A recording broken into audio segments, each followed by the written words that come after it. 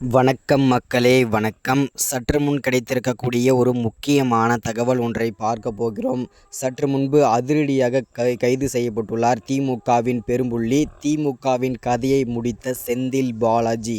இதை பற்றின தெளிவான துல்லியமான விளக்கத்தை தான் இந்த ஒரு வீடியோவில் துல்லியமாக பார்க்க போகிறோம். யார் அந்த திமுகவின் முக்கிய புள்ளி, என்ன காரணத்திற்காக செந்தில் பாலாஜி திமுகவின் கதையை முடிக்கப் போகிறார், அவர் என்ன வாக்குமூலம் கொடுத்திருக்கிறார் அமலாக்கத்துறையிடம். ஸோ இதை பற்றின தெளிவாக பார்க்கலாம்.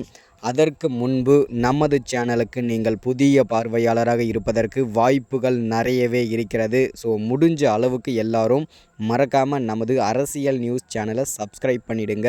சப்ஸ்கிரைப் பண்ண உடனேயே பக்கத்திலே ஒரு பெல் பட்டன் வரும், அதை கிளிக் பண்ணி ஆல்ன்ற ஆப்ஷனில் போட்டு வச்சுக்கோங்க.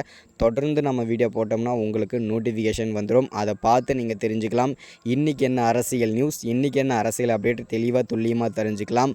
மறக்காமல் நமது சேனலை லைக் பண்ணுங்கள், ஷேர் பண்ணுங்கள். ஓகே, வாங்க வீடியோக்குள்ளே போகலாம். சற்று முன்பு கிடைத்திருக்கக்கூடிய ஒரு முக்கியமான பரபரப்பான அதிர்ச்சிகரமான சோகமான தகவல்னு கூட சொல்லலாம் திமுகவை பொறுத்த வரைக்கும். ஏன் அப்படின்னா, கடந்த ஒரு 3-4 மாதங்களாகவே திமுகவுக்கு பெரும் அடி மேலே அடி வந்து விழுந்துட்டுருக்கு.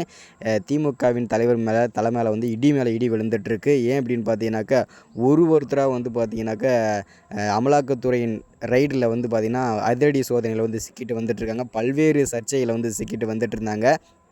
ஃபஸ்ட்டில் வந்து பார்த்திங்கன்னா செந்தில் பாலாஜி அப்படின்ற ஒரு நபர், அதாவது பெரும்புள்ளி அவர் தான். அவரே பார்த்திங்கன்னா ஃபஸ்ட்டில் அமலாக்கத்துறை வந்து கைது பண்ணி அவரை வந்து புழல் சிறையில் அடைச்சி வச்சுருக்காங்க. அவரை தொடர்ந்து ஜகத் ரட்சகன், ஏவா வேலு, ஸோ இந்த மாதிரி தொடர்ந்து வந்து பார்த்திங்கன்னா அமலாக்கத்துறையிடம் வந்து சிக்கிட்டு வந்துட்டு இருந்தாங்க திமுகவின் முக்கிய பொறுப்பில் இருந்த முக்கிய புள்ளிகள் எல்லாமே.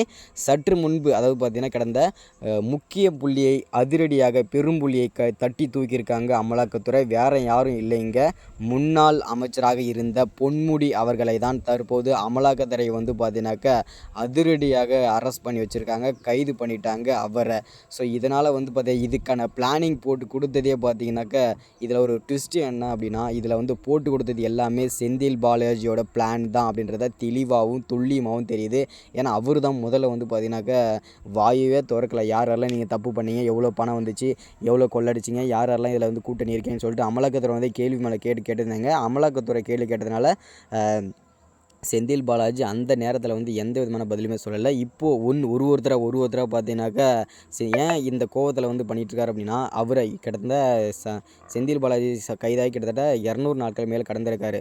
ஸோ அவர் வந்து இன்னுமே ஜெயிலிருந்து எடுக்கலை. ஸோ அந்த கோவத்தில் வந்து பார்த்திங்கன்னா ஒருத்தராக மாடி விட்டுருக்காரு. அடுத்ததான் வந்து ஜெகத்ராஜரை மாட்டி விட்டார், ஏவவையில் மாட்டி விட்டார். இப்போது முன்னாள் அமைச்சரான பொன்முடி அவர்களை வந்து பார்த்திங்கன்னா மாட்டி விட்டுருக்காரு. அமலாக்கத்துறை வந்து அவரையுமே கிடிபிடி வச்சுட்டாங்க, கைது பண்ணிட்டாங்க. ஸோ அவருமே புழல் சிறையில் அழைக்கப்படுவார். வா மச்சான் வா அப்படின்ற மாதிரி கணக்காகிடுச்சு. தொடர்ந்து பார்க்கலாம். தேங்க்யூ.